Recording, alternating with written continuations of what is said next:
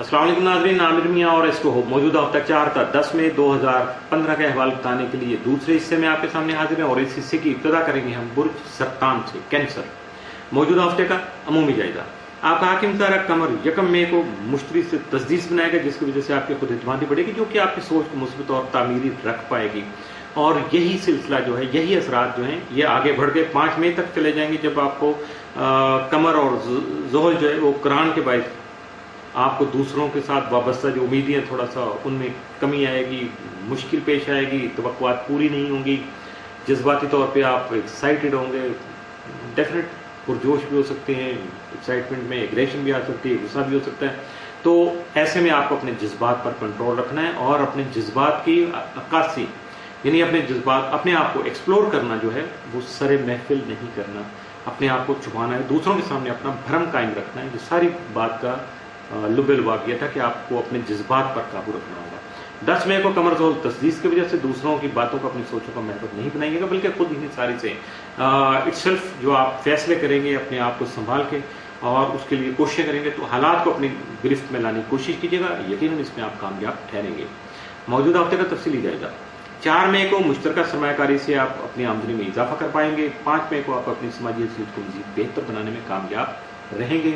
6 مئی کو کچھ نئے کاروباری امور طے پا سکتے ہیں۔ 7 کو تعلیمی امور کے سلسلے میں کوئی سفر پیش آ سکتا ہے۔ 8 مئی کو ملازم پیشہ افراد جو ہیں ان کی ترقی ہو سکتی ہے یا ترقی حاصل کر سکتے ہیں۔ 9 مئی کو کوئی نئی شخصیت آپ کی زندگی میں داخل ہو سکتی ہے یا ہوگی، جو آپ کے لیے ہر معاملے میں فائدہ مند جو ہے وہ ثابت ہو سکے گی۔ 10 مئی کو آپ مشترکہ سرمایہ کاری سے فائدہ حاصل کر سکیں گے۔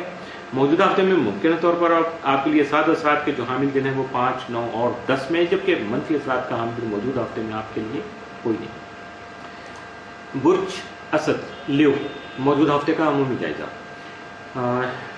شمس 1 تا 21 میں، یعنی آپ کا جو حکمران سیارہ ہے وہ 1 تا 21 میں ودسما میں، یعنی آپ کے فائنینشیل ہاؤس میں رہتے ہوئے آپ کے کریئر اور کاروباری امور کے حوالے سے جاری حالات میں بہتری لانے کا سبب بنے گا، جس کی وجہ سے کئی اہم معاہدے حتمی شکل اختیار کر سکیں گے، اور آپ کے کریئر میں بہتری کے وسائل بھی آپ کو مہیا ہو سکیں گے۔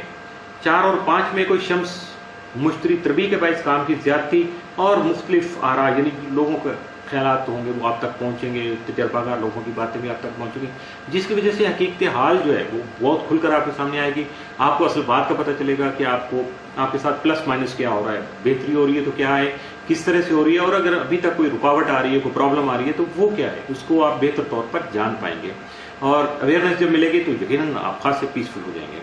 6 اور 7 میں کوئی شمس پلوٹو تسلیس کی وجہ سے طاقت کے حصول کی جنگ اور مالی طاقت کا بے دریغ استعمال کر کے آپ اپنی درینہ خواہشات کی تکمیل کرنے میں کامیاب ہو سکیں گے۔ موجودہ ہفتے کا تفصیلی جائزہ۔ 4 مئی کو ذہنی پریشانی کا خدشہ ہے۔ 5 کو اپنی صحت کا خیال رکھیے گا اور شریک کار یعنی اپنے بزنس پارٹنر سے الجھنے سے گریز کیجیے گا۔ 6 مئی کو آپ کی نجی مصروفیت میں اضافہ ہو سکے گا۔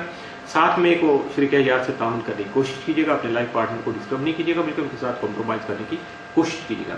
8 کو اہم امور میں کامیابی حاصل کریں گے۔ 9 کو روپے بیس کے معاملات آپ کے لیے خاص اہمیت کے حامل رہیں گے۔ 10 مئی کو کوئی غیر متوقع سرمایہ کاری جو ہے یا انویسٹمنٹ جو ہے وہ آپ کی کامیابی کا باعث بن سکے گی۔ موجودہ ہفتے میں ممکنہ طور پر آپ کے لیے سعد اثرات کے حامل 6 اور 7 مئی، جبکہ منفی اثرات کے حامل 4 اور 5 مئی کے ثابت ہو سکتے ہیں۔ برج سنبلا ورگو، موجودہ ہفتے کا عمومی جائزہ۔ 2 تا 31 میں عطارد بدتسما میں رہتے ہوئے 1 تا 19 میں حالت مستقیم میں رہے گا، جس کی وجہ سے کریئر میں آگے بڑھنے کے وسائل مہیا ہونے کے علاوہ آپ کے کاروباری معاہدے جو ہیں ان کو بھی ممکن بنانے میں آپ کا ساتھ دے سکے گا، ان کو بینیفیشل بنا سکے گا آپ کے لیے۔ 4 مئی کو عطارد زحل مقابلہ ہونے سے آپ میں جنم لینے والی تنگ نظری اور ڈپریشن کے بعد معاملات مؤخر ہو سکتے ہیں، لیکن حالات جو ہیں جو سرکمسٹانسز آپ کے وہ آپ کے خاص توجہ کو مستحق رہیں گے۔ 9 اور 10 مئی کو عطارد نیپچون تربیت کی وجہ سے آپ کی سوچ جو ہے خاصی پازیٹیو رہے گی، لیکن خواہ کی غلط فہمیاں درپیش ہو سکتی ہیں، جبکہ حالات کا غلط تعین یعنی انالیسز آپ کریں، کچھ ہے ہو سکتا ہے انالیٹک کوئی غلطی ہو جائے، آپ سے انالائز نہ پراپر کر پائیں، اس کی وجہ سے شاید تھوڑی بہت پریشانی آ جائے، اس لیے آپ محتاط رہیے گا اور جلد بازی سے خاص طور پہ آپ کو گریز کرنا ہوگا۔ موجودہ ہفتے کا تفصیلی جائزہ۔ 4 مئی کو اپنے ذاتی معاملات میں یا نجی مشاغل میں مصروف رہیں گے۔ 5 مئی کو ذہنی تھکاوٹ کا اندیشہ ہے۔ 6 کو دوست احباب میں آپ کی حیثیت اور शख्सियत उभर सकेंगे, नुमायाँ हो सकेंगे अपने दोस्ती के हल्के में। 7 मई को बेरोजगार अफराद को रोजगार के मौके मुयसर आ सकेंगे। 8 मई को मुलाजिम पेशा अफराद जो समाजी उमूर में मसरूफ रह पाएंगे। 9 मई को अपनी सेहत का खास तौर पर ख्याल रखिएगा। 10 को निजी और तजर्बाती उमूर में ज़्यादा मसरूफ होंगे।